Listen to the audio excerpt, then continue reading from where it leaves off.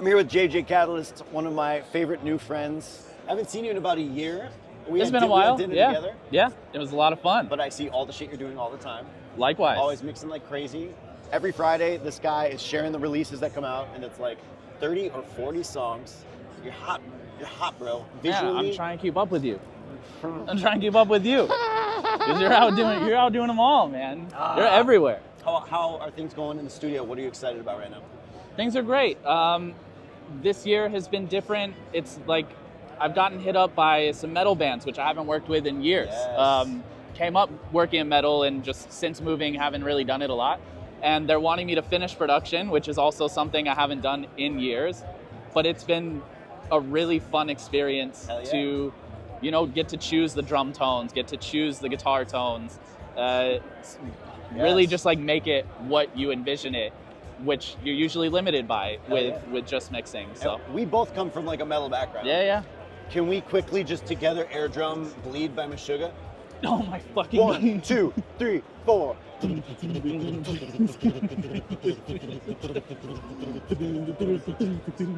Matt, edit in the song.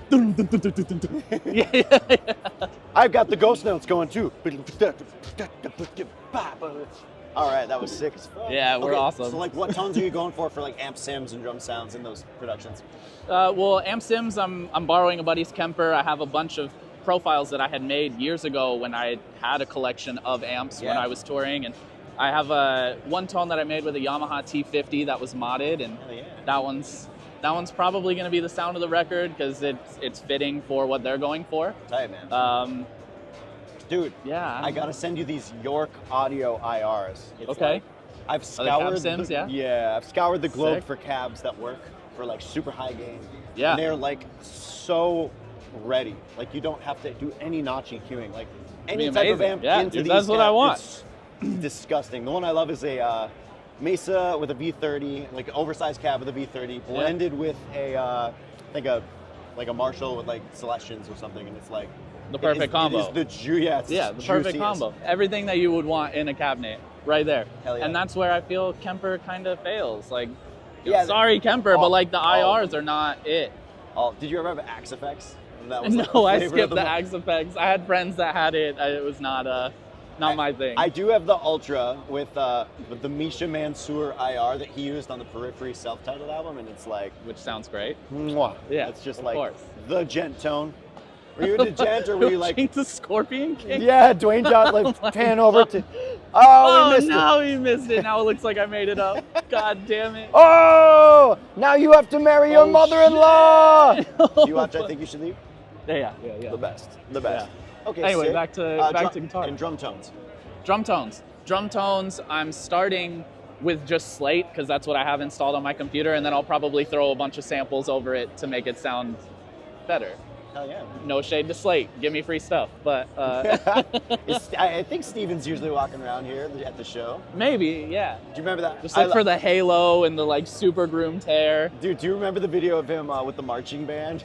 He's here like showing off a comparison of his ML4 compared to a M49 or whatever the fuck the mic was. And everybody, psychopath. He's trying to show it off, and the NAMM marching band comes walking by.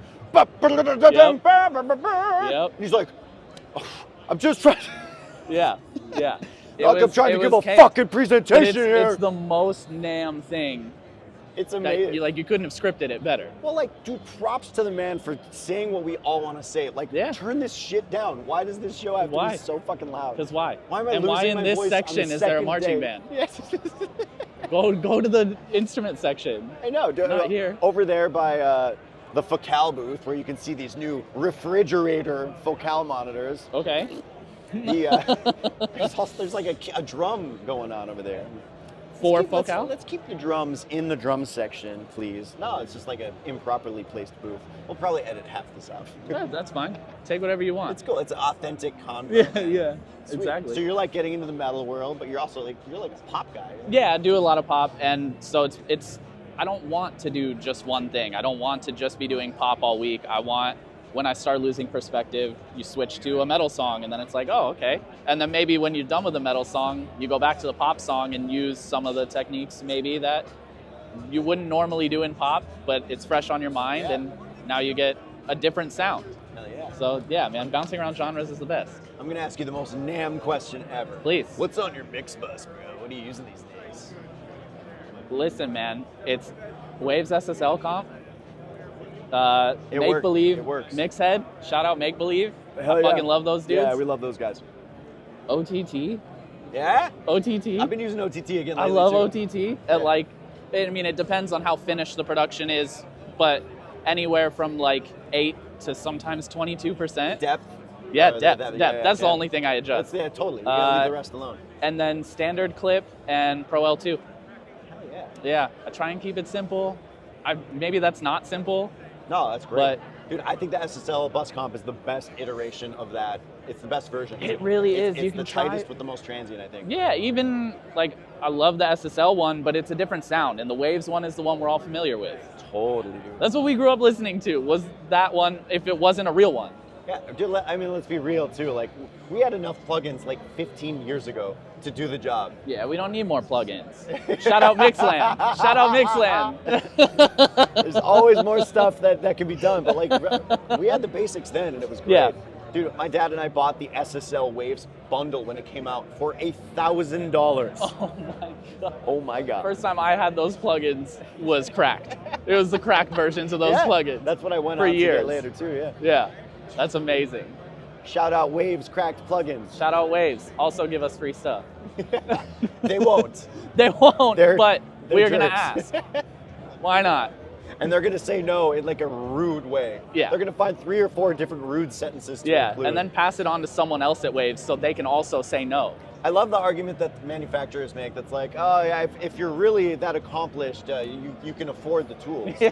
like, no, dude, man, it's I like- can't even afford rent. Dude, like, yeah, for real. If anybody, like, even if a nobody who's never even mixed a song hits me up and is like, hey, could I just have the stuff because I'm really trying it and like getting Yeah, the stuff yeah. going and times are tight, like, I will just send it. Like, But that's what's different about the generations, right? Like I feel like closer to our generation is all about helping that next one, Yeah. where the other one was more gatekeepy, more hands off, stayed out of this whatever. Totally. But now it's like, no, let's shine a light on what's going on here, and it helps because most of the time when I have producers that come over and we start talking about it and how they can get the sound that they're going for, it's like, well, let's maybe take off a lot of the plugins that you're using because you're just overdoing it.